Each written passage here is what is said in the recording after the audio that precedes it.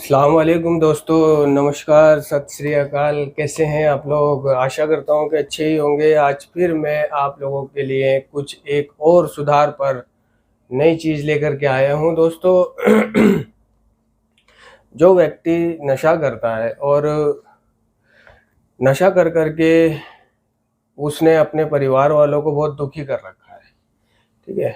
परिवार वालों की बदनामी हो रही है, वो घर पे पुलिस आ रही है, घर पे शिकायतें करने वाले आ रहे हैं, तो परिवार ऐसे में जब परिवार को पता चलता है कि भाई ये नशा करने लगा है और अब इसके नशे से काफ़ी मतलब समस्या पैदा होने लगी हैं, तो परिवार एक निश्चित कदम उठाता है, लोगों से पूछता है।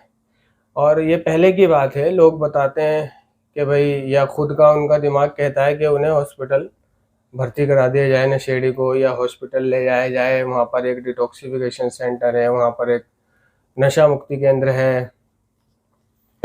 सबसे पहले जो पहले के लोग हुआ करते थे, जैसे कि आज से कोई 10-12 साल पहले की बात भी कह सकता हूँ मैं, तो वो लोग भी, ऐसे लोग भी पहले उन्हें नशा मुक्ति केंद्र का ख्याल नहीं आता था, समझे ना, कि नशा मुक्ति केंद्र भी कोई जगह होती है। तो जब लड़का नशा करने लग जाता है तो उसको सबसे पहले हॉस्पिटल या किसी साइकेट्रिस्ट को दिखाया जाता है, क्योंकि उनके मानने अनुसार जो उसकी जो समस्या है, उसको जो बीमारी है, वो एक साइकेट्रिस्ट, मनोविज्ञान डॉक्टर ही ठीक कर सकता है। तो वो हॉस्पिटल जाते हैं, हॉस्पिटल में पूछते हैं, भाई हमें कार्ड बनवाना है, ऐसे ऐसे कोई डॉक्टर बताओ कि किस चीज़ का कार्ड बनवाना है, क्या बीमारी है कि लड़का नशा करता है। तो कार्ड बनाने वाला उसको एक साइकेट्रिस्ट, मनोवैज्ञानिक का कार्ड बना देता है, और मनोवैज्ञानिक के पास वो व्यक्ति जाता है ना, परिवार जाता है और बताता है कि ये नशा करता है। तो मनोवैज्ञानिक जो है थोड़ी सी बातचीत करता है उस समय, और फिर परिवार को बाहर भेज देता है और फिर लड़के से बात करता है, ठीक है? और लड़के से सारी बातें करके कि भाई ये कब से नशा करता है और कितना नशा करता है, क्या क्या नशा करता है, और न चोरी करता है, चकारी करता है, और कोई प्रॉब्लम तो नहीं है। जैसे कि कोई आ, अगर उसको और कोई प्रॉब्लम है नशे के अलावा, तो वो साइकेट्रिस्ट को खुल के बताने लग जाता है, क्योंकि साइकेट्रिस्ट जो होता है वो उसके साथ एक व्यवहार इसी तरह से रखता है, यानी बिहेव इस तरह से करता है, उसे ट्रीट इस तरह से करता है। मतलब बहुत सा साइकेट्रिस्ट, जो अच्छा साइकेट्रिस्ट डॉक्टर होगा, कि वो उस साइकेट्रिस्ट डॉक्टर को उसे अपना बंधु समझने लग जाता है, दोस्त, और उसके आगे बिल्कुल ओपन हो जाता है वो। इस तरह से वो उसे ट्रीट करता है। फिर वो बताता है कि भाई मुझे सोपन दोष भी होते हैं, है ना, और मेरी काम वासना के लिए इच्छा भी नहीं होती है, मुझे भूख भी नहीं लगती है, खाना रखा होता है मैं खाना नहीं खा पाता हूँ, है ना। बस दिन रात दिमाग मेरा नशा करने के लिए, नशा कहाँ से करूँ, कैसे जुगाड़ होगा, कहाँ नशा मिलेगा, कैसे जाऊँगा, क्या करूँगा, पैदा कैसे करूँगा, कि इन्हीं चीज़ों की भाग-दौड़ में रहता है कि डॉक्टर साहब मैं समाज में भी नहीं जाता, मैं गाँव जाता हूँ तो शर्माता हूँ, अपने आप को अलग रखता हूँ, है ना, छुपा के रखता हूँ लोगों से कि लोगों की नज़र मुझ पर ना पड़े। और डॉक्टर कहता है भाई नशा ना मिले तो फिर क्या होता है, तो वो जो उसको नशा ना मिले तो वो अपने शरीर में होने वाले प्रत्याहरणों के बारे में बताता है, कि अगर मुझे नशा ना मिले तो मेरे मुंह फटता है, यानी कि उबासी आती है, जैसे ये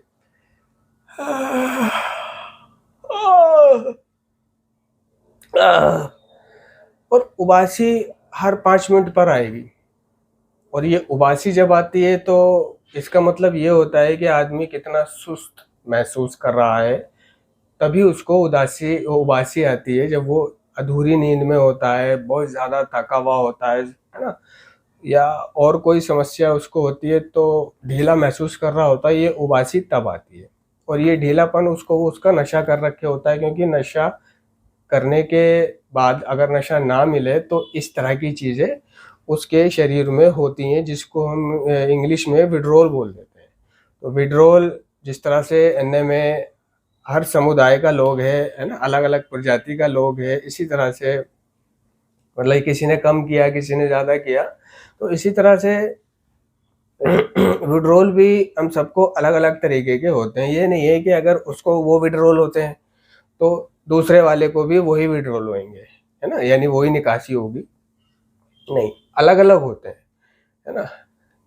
एक एडिक्ट से मतलब अगर दूसरा एडिक्ट बातचीत करे तो मिलती जुलती तो होती है ना, लेकिन सेम नहीं होती है। तो विड्रॉल भी जो है ना अलग होते हैं।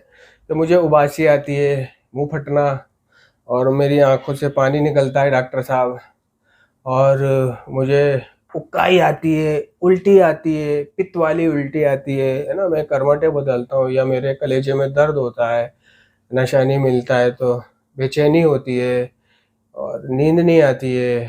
तो वो कहता है कि भाई ये काम वासना को मन ना करना, ये उबासी आना, ये नींद ना आना, ये चक्कर आना, ये आंखों से पानी निकलना, ये सिर्फ नशे की वजह से है तुम्हें, है ना। तुम नशा छोड़ दो, ये सारी चीज़ें ठीक हो जाएंगी। और काम वासना की कि ये भी ठीक हो जाएगी, है ना। आपका सेक्स करने को भी मन करने लगेगा, क्योंकि नशीले पदार्थों ने ही सेक्स की पावर को कमज़ोर कर रखा होता है। तुम ये चीज़ें छोड़ दो और तुम्हारी सारी प्रॉब्लम ठीक हो जाएंगी। तो बोलता है कि भाई ये जो तुम्हें सेक्स की प्रॉब्लम है ये नशे की कारण है, समझ रहे हो ना। और अगर ये बताओ कि तुम्हें क्या होता है, मतलब किस तरह से मन नहीं करता है। मैं मतलब फिल्म देखता हूँ कोई डबल एक्शन, तो मतलब इंद्री में कोई हलचल नहीं होती, अच्छा, स्ट्रेट नहीं होता, अच्छा, फील नहीं होता कुछ, अच्छा, मज़ा नहीं आता, बस देख रहा हूँ एक नज़ारे की तरह, है ना, लेकिन उत्तेजना पैदा नहीं होती, है ना। और जब डॉक्टर साहब मैं नशा नहीं करता था तो उसके पहले उत्तेजना बिना देखे पैदा होती थी, सोच के पैदा होती थी, और अब उत्तेजनाएं खत्म हो गई हैं।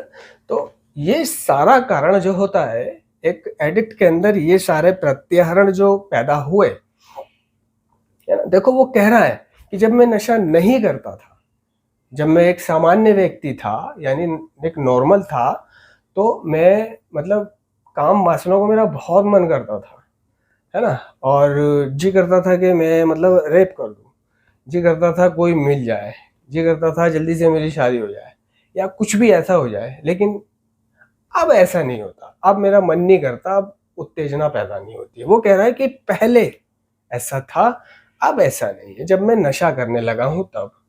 तो नशेड़ी के अंदर जितनी भी प्रॉब्लमें पैदा हो रही हैं शरीर को लेके, दिमाग कमजोर को लेकर, वो सारी समस्याएं देखा जाए तो नशे ने पैदा कर रखी है उसके अंदर, है ना। ये चिंता, धोखा, क्रोध, मायूसी, जिंदगी को ना जी पाना, अस्वस्थ रहना, समझ लो।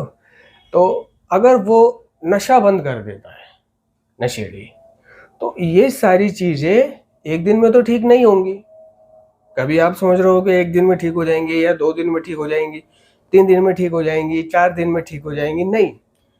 कार्यक्रम कहता है और हमारा एक्सपीरियंस कहता है कि भाई हम एक दिन में एडिक्ट नहीं बने, यानी नशेबाज नहीं बने थे।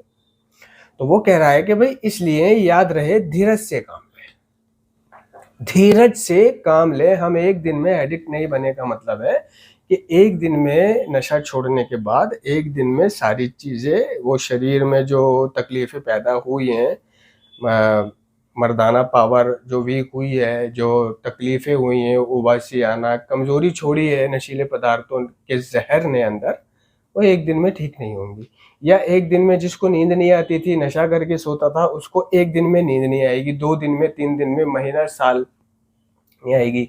जो खाना नहीं खाता था वो एक दिन में खाना नहीं खाने लगेगा। जो पतला दुबला था वो एक दिन में मोटा नहीं हो जाएगा। जो कमज़ोर था मानसिक तौर पर, या आध्यात्मिक तौर पर, या आर्थिक तौर पर, है ना, पैसों से की तंगी थी, तो वो एक दिन में हो सकता है कि ये सारी चीज़ें भी उसकी पूरी ना हो।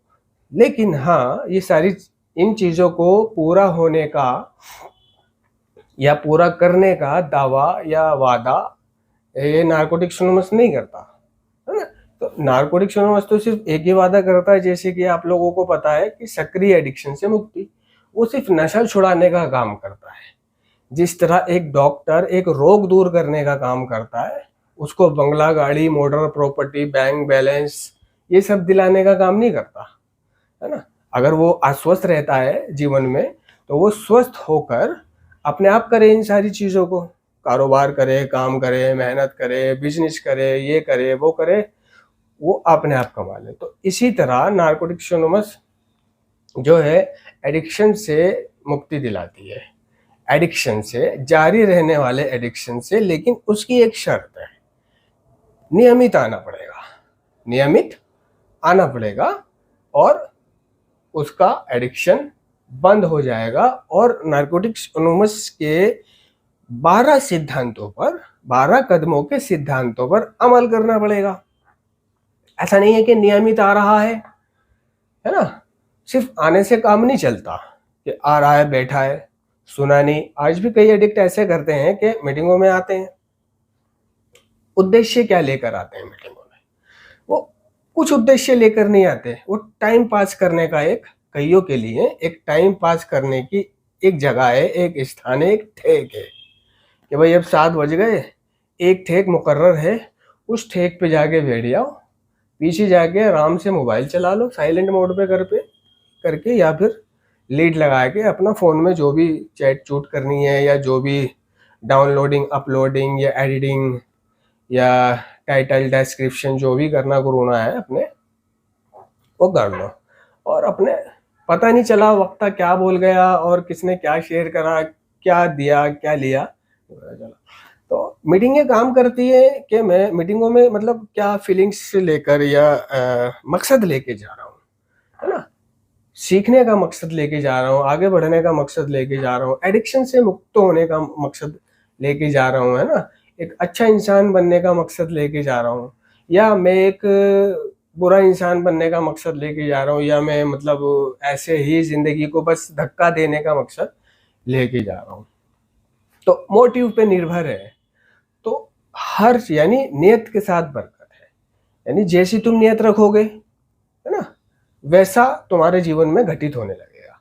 तुम नियत रखोगे कि दूसरे का खा लें, दूसरे का पी लें, छीन लें, ओढ़ लें, है ना, दूसरे को टोपी फिरा दें, अपना माल ना निकालें, है ना, तो तुम्हारा मतलब जीवन ही ऐसे हो जाएगा।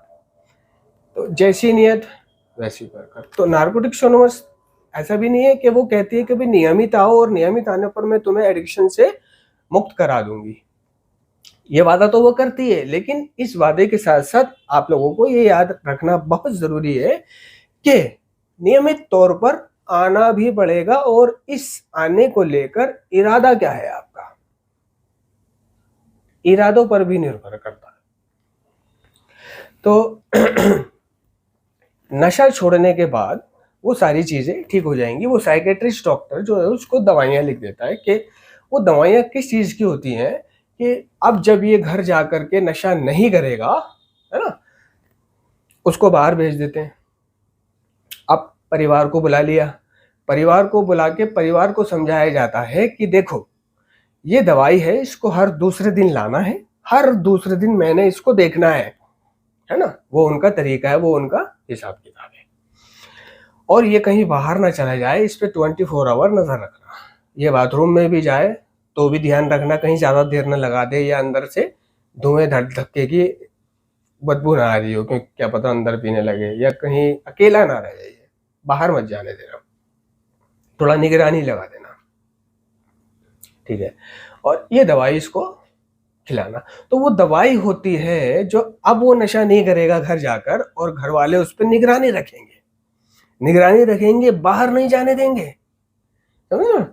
तो वो दवाई जो होती है वो दर्द निवारण होती है, बहुत ज्यादा दर्द निवारण, है ना। जो मतलब नशा छोड़ने के बाद शरीर में जो दर्द होने वाला होता है, वो उस दर्द को कंट्रोल करने के हिसाब से बनाई गई होती दवाई या कैप्सूल या गोली होती है वो, है ना, जिनका नाम जैसे कि प्रॉक्सी वन भी होता है और एक सरकारी होती है पारोड़ा एक्स भी होती है, स्पास्मो प्रॉक्सी वन भी होते हैं, और रात को नींद ना आने पर, है ना, निट्राजेपम की गोली होती है ना, विलियम 10 की या विलियम 5 की गोली होती है,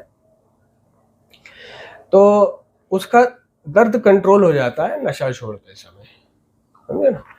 अब तुम ये बताओ कि उसको दर्द निवारण दवाइयां तो मिल रही हैं, ठीक है, और जिन लोगों के साथ ऐसा हुआ, है ना, वो परिवार मुझे ये बताएं कि क्या उनके लड़के ने इस तरह के इलाज कराने के बाद नशा बंद किया है ना, नशा बंद किया नहीं किया, बल्कि इलाज के साथ साथ घर वालों को बेवकूफ बनाया, किसी लड़के को पैसे देके घर में ही नशा मंगा लिया, नशा करा, दवाइयां खाई, नशे के ऊपर दवाई खाई, दवाई के ऊपर नशा करा, नशा नहीं छोड़ा।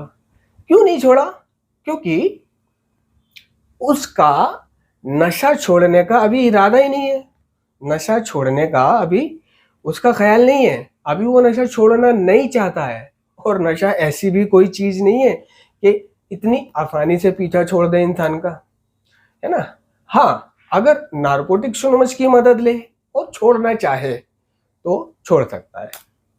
तो ऐसे लोगों ने, जिस परिवार ने इलाज कराया, उसके लड़के ने मुझे बताया है कि नशा छोड़ा या आप लोगों को बेवकूफ़ी बनाया सिर्फ, है ना, और इलाज खराब कराया, पैसे बर्बाद कराए, और 1-2 महीने के बाद वो फिर से अपने वही सब कुछ करने लगा, और फिर आप लोगों ने भी उसको छोड़ दिया कि चलो करने दो, कुछ और सोचते हैं इसके बारे में। जब तक आप लोग सोचते रहे, जब तक वो बहुत आगे निकल गया, समझ रहे हो।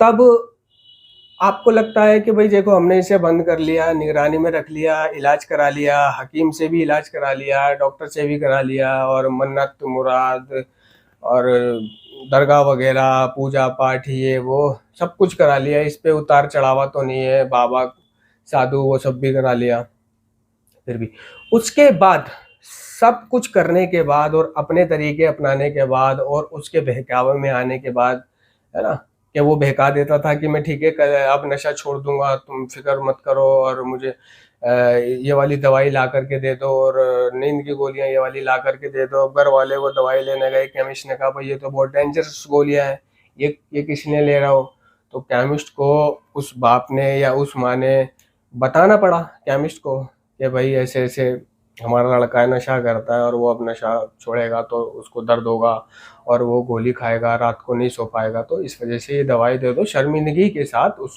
केमिस्ट को बताना पड़ रहा है, और वो सिर्फ आप लोगों को बेवकूफ़ बना रहा है, दवाइयाँ मंगाकर दवाइयाँ खा रहा है। क्योंकि दवाइयाँ इसलिए मंगा रहा है क्योंकि उसको दिखाई दे रहा है कि अब वो नशे के, उसके पास पैसे ख़त्म हो चुके हैं और नशे को प्राप्त करने के साधन नहीं है उसके पास अब, तो ये 2-3 दिन वो कैसे गुजारेगा, है ना। तो चूतिया बना रहा है, देखो मैं दवाई छोड़ रहा हूँ, ओह नशा छोड़ रहा हूँ, दवाई खा रहा हूँ, है ना, अब घर में रह रहा हूँ, लेकिन दवाई खाते खाते घर में रहते को दवाई तो नशे की है ना। दवाई खानी है 1 गोली रात को, खा रहा है 3 गोली रात को, रात को क्या, सुबह भी दोपहर, सुबह दोपहर शाम, है ना। जो दवाई रात को खाने की है, नींद के लिए, हल्की सी सुरूर के लिए, सो जाने के लिए, वो उसे दिन भर खा रहा है, यानी वो अपनी पिन्नक उस दवाई में ले रहा है। तो टोटल मार के, ब्याज काट के घर वालों को वो बेवकूफ बना रहा है। फिर सारे हथियार अपनाने के बाद घर वाले उसको नशा मुक्ति केंद्र भेजते हैं कि अब यहाँ भेजा जाए उसको, ठीक है। लेकिन होता क्या है कि नशा मुक्ति केंद्रों में भी भेजने के बाद जब वो बाहर आता है, वो तब भी नशा नहीं छोड़ता, समझ लो। दोबारा नशा मुक्ति केंद्र भेजते हैं, वो कहता है फोन करके, जी आप पहले ले गए थे, हमने तो मना करा था, इससे मिलने मत आओ, है ना, हमारे ऊपर छोड़ दो, इसके लिए ये मत लाओ, इसके लिए वो मत लाओ, इसे प्यार मत दिखाओ, आप हर हफ्ते फ़ोन करते थे, हमारी बात करा दो, और अब पूरे इलाज से पहले ही ले गए। उन्हें भी एक बहाना मिल जाता है ये चीज़ कहने का कि भाई दोबारा भेज दो। तो घर वालों को लगता है कि भाई ये हमने गलती करी, ये हमने गलती करी, पूरा इलाज ना करा के हमने गलती करी, बीच में उसको पूछ पूछ के हमने गलती करी, है ना। तो ये देखा जाए तो बीच में फ़ोन करना, बात करना और अधूरे इलाज से ले जाना, ये सब होता तो एक इलाज में बाधा वाली चीज़ है। इलाज में बाधा वाली चीज़ है फ़ोन करना, क्योंकि फ़ोन करने से मरीज़ का ध्यान जो है उसके कार्यक्रम से हटकर, है ना, जो वो काउंसलिंग सीख रहा है, वहाँ पर नशा छोड़ने के तरीके सीख रहा है, उससे हटकर परिवार की बातों पर लग जाता है। देखा जाए तो ये एक है इलाज में, ब्लॉक इन मेडिकेशन इलाज में, हिंड्रेंस इन ट्रीटमेंट। लोगों ने गलत लिख रखा है ब्लॉक इन मेडिकेशन, वो ब्लॉक इन मेडिकेशन नहीं होता, हिंड्रेंस इन ट्रीटमेंट, इलाज में बाधा, ये असली है एटीट्यूड होता है। लेकिन नशा मुक्ति केंद्र वालों को भी एक बहाना मिल जाता है, कभी भेज दो, वो भी भेज देते हैं। अब दोबारा भेजने के बाद भी वो नशा नहीं छोड़ता है। घर वाले कहते हैं कि भाई अब क्या करें, इतना पैसा बर्बाद करा दिया, है ना। तो कार्यक्रम कहता है कि देखो भाई, एक जेएफटी में फिलहाल ध्यान नहीं आ रहा, लेकिन वो ऐसे ही है, उसका टॉपिक है संदेशा ले जाएं एडिक्ट को नहीं। 17 फरवरी या 23 फरवरी की है वो, या 17 की है, कि उसे मारा जा सकता है, उसे पीटा जा सकता है, उसे बंद किया जा सकता है, तर्क संगति तरीके से बात को उसके आगे पेश किया जा सकता है। कभी छोड़ दे, मत कर, नुकसान है, ये है, वो है, तुझे क्या कमी है, क्या परेशानी है, तू हमें वो बता, तू किस परेशानी के चलते पीता है, तेरी परेशानी हम वो दूर करेंगे, तू नशा बंद कर दे। तर्क संगति तरीके से बात को उसके आगे रखा जा सकता है, कूटा जा सकता है, पीटा जा सकता है, ठोका जा सकता है, लेकिन फिर भी वो नशा लेना बंद नहीं करेगा तब तक जब तक वो ऐसा करना ना चाहे। और वो ऐसा करना कब चाहेगा नशेड़ी, यानी नशे को बंद करना कब चाहेगा, जब उसकी पूरी तरह से फट जाएगी, पूरी तरह से शारीरिक, मानसिक और आध्यात्मिक तौर से वो बर्बाद हो जाएगा, है ना। इस फेलोशिप में उभरते हुए हम प्यार, ईमानदारी, खुली मनस्थिति या इच्छुकता के साथ नहीं आए, बल्कि हम एक ऐसे मोड़ पर पहुंचे जहां हम शारीरिक, मानसिक और आध्यात्मिक पीड़ा के कारण नशा करना और जारी नहीं रख सकते थे, नशा करना और जारी नहीं रख सकते थे। तो इसी 17 फरवरी की जेएफटी में नीचे एक बात और लिखी है, जरा गौर करना।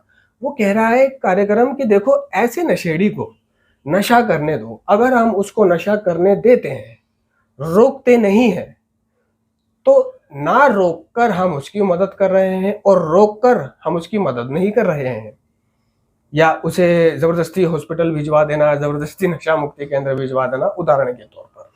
यानी वो कह रहा है एक लाइन में कार्यक्रम कि उसको नशा करने दो, समझ लो ना। छोड़ने के बारे में मत कहो, मत जबरदस्ती उठवाओ, मत जबरदस्ती बंद कराओ, क्योंकि वो जब तक खुद ऐसा ना करना चाहेगा तब तक वो नशा बंद नहीं करेगा। और वो ऐसा करना तब चाहेगा जब वो शारीरिक, मानसिक और आध्यात्मिक तौर पर चित हो जाएगा, उसका पतन हो जाएगा, जब मौत को वो बहुत करीब से देख लेगा और लकड़ी हो जाएगा, बिल्कुल कांपने लगेगा, जिंदगी बोझ लगने लगेगी उसको उसके ऊपर, और नशा ना मिलने पर नशीले पदार्थों का प्रत्याहरण इस कदर उसके शरीर में होगा और वो बेचैन रहेगा दिन रात, और कोई उसकी मदद करने वाला नहीं होएगा, कोई उसको नशा कराने वाला नहीं होएगा, कोई उसको पैसा देने वाला नहीं होएगा, कोई रिश्तेदार नहीं होएगा, कोई मतलब परिवार वाला, कोई प्यार करने वाला नहीं रहेगा। वो अपने आप को एक अलग कमरे में, या अलग चादर पे, या दरी पे, या कट्टे पे, या एक चार दीवारी में पड़ा हुआ में पाएगा। वहीं टट्टियां, वहीं पेशाब, वहीं उसकी गंध, बदबू, और बुरा हाल कमरे का, उल्टियां, दस्त, खकार। तो वो जब तक ये हालत उसकी हो जाएगी, वो तब खुद कहेगा कि मुझे बचा लो, मैं अब नशा छोड़ूंगा, और अब नशा छोड़ने के लिए मैं वो सब कुछ करूंगा जिससे मेरी ऐसी जिंदगी अब दोबारा ना हो, है ना। वो जानता है कि नशा मुक्ति केंद्र जाऊंगा तो वहां पे मुझे विड्रॉल होंगे, एक डिटॉक्सिफिकेशन से कमरे में रहना पड़ेगा, फिर फ्लोर पे आना पड़ेगा, फिर झाड़ू पोछा, 6 महीने दर्द लेने पड़ेंगे, या जितने दिन भी परिवार रखेगा या वो रखेगा, है ना। वो कहता है कि भाई मैं ये सब कुछ करूंगा, मरता क्या नहीं करता, मरता क्या नहीं करता, तो वो ये सब कुछ करने को तैयार हो जाता है और तब जाकर वो उन दर्दों को लेता है जो वो उसने खुद ही कहा था दे दो मुझे, भेज दो।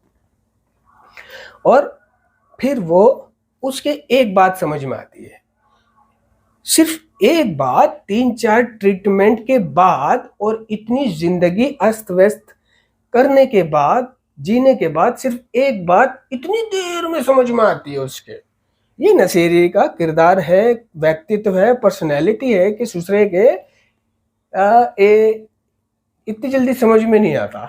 तो एक बात को समझने में उसे रॉक बॉटम हिट करने पड़े कि भाई नशा मुक्ति केंद्र से इलाज लेने के बाद में या कोई भी डिटॉक्सिफिकेशन सेंटर से या कहीं से भी इलाज कराने के बाद में, नशा बंद करने के बाद में मुझे नारकोटिक्स एनोनिमस की मीटिंग नियमित रूप से जाना चाहिए, है ना। सिर्फ ये एक बात उसके इतना अनुभव करने के बाद में समझ में आती है, तो तब जाके वो अपने उस नशे को जो उसने बंद करा है जारी रखता है, कंटिन्यू रखने के लिए नारकोटिक्स एनोनिमस जाता है। तो नशा मुक्ति केंद्र काम करता है कि अगर वो शारीरिक तौर पे अस्वस्थ है तो नशा मुक्ति केंद्र उसको स्वस्थ बना देता है ना, क्योंकि वहां रहता है तो नशा नहीं मिलता और वो खाता पीता है या जो भी दर्द वगैरह लेता है एहसास हो जाता है उसको। लेकिन होता क्या है कि ये सारे एहसास वो बाहर आके भूलने लग जाता है। अगर उसकी भूलने की भी पर्सनैलिटी है, उसको याद रखने के लिए नारकोटिक्स एनोनिमस मीटिंग ज्वाइन करनी पड़ती है। तो जो नशेड़ी जब तक इच्छुक नहीं है, जबरदस्ती नशा बंद करवा रहे हो, है ना, तो वो जबरदस्ती कभी नशा बंद नहीं करेगा, है ना। 100 में से 99% जबरदस्ती नशा बंद नहीं कर पाते। ज्यादा तगड़े वाले नशेड़ी, हल्के फुल्के दमची शमची की बात नहीं कर रहा हूं मैं कभी आपको कि जी हमारे लड़के ने तो बंद किया है, वो हल्के फुल्कों की बात नहीं कर रहा, तगड़ा नशा करने वाले, समझ रहे। सिर्फ यही एक चक्कर है कि ऐसे भी लोग हैं जो मतलब नशा मुक्ति केंद्र नहीं गए, उनकी गांठ बाहर ही फट गई और वो इच्छुक हो गए, उनको एक संदेश मिल गया, मैसेज मिल गया, एक एडिक्ट मिल गया, रिकवरिंग एडिक्ट मिल गया और उसने कहा कि भाई ऐसे ऐसे मैं भी तेरी तरह ही था और अब मैं एनए की मीटिंग करता हूँ, वहां से मैंने नशा बंद करा है। तो वो अगर इच्छुक है नशा बंद करने के लिए तो वो उसके साथ जाए और ज्वाइन करता है मीटिंगें, नियमित रूप से मीटिंग करता है और वो नशा बंद कर देता है। ऐसे में कई उदाहरण आज भी आप लोगों को जिंदा मिसालें दे सकता हूं जो नशा मुक्ति केंद्र नहीं गए, सिर्फ वो बाहर ही नशा करते करते इच्छुक हो गए और उन्होंने मीटिंग करी, नशा छोड़ दिया, नशा मुक्ति केंद्र जाने की जरूरत ही नहीं पड़ी, समझ रहे हो। तो नशा बंद करने में सिर्फ एक चीज काम करती है, इच्छुकता कि वो दिल से इच्छुक होना चाहिए नशा बंद करने के लिए। और वो दिल से कब इच्छुक होगा, जब वो शारीरिक, मानसिक और आध्यात्मिक तौर पर पूरी तरह अपनी हालत खराब ना कर लेगा, वो जब तक दिल से इच्छुक नहीं होगा। तो आशा करता हूं कि आप लोगों के समझ में ये बातें नहीं आई होंगी। धन्यवाद।